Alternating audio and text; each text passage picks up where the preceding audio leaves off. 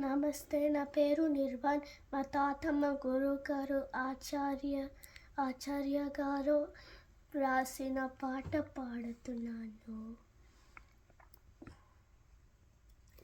కళ్యాణి భవబంధమోచనకరి కాత్యాయని పార్వతీ ఏకాష్టీల నివాసిని భగవతి శ్రీచంద్రమౌళేశ్వరి ఈ షట్పాండుల వర్ణ సూక్ష్మ పదమదేకాంత సంచాయిని లక్ష్మీనాద విరించి పోష జనని లక్ష్మీ జగత్పాణిని ह्रींकारी परमेश्वरी सुरनुता ह्रीं राजराजेश्वरी हंसलापनकारिणी त्रिभुवनी आरोग्यसम्पत्करी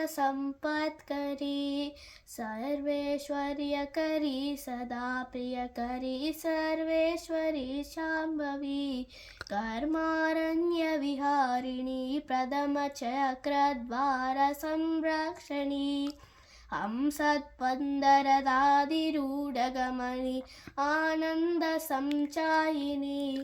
लब्धज्ञानसमुन्नति शुभकरी लस्यालाप्रिया शङ्करी ह्रींकारी परदेवता भगवती ह्रीं राजराजेश्वरी संकल्पाजितजन्म दुःखदहनी षट्पद्मषट्पाणिनी कञ्जातारणचित्रदेहकुटिला आरीरिपुध्वंसिनी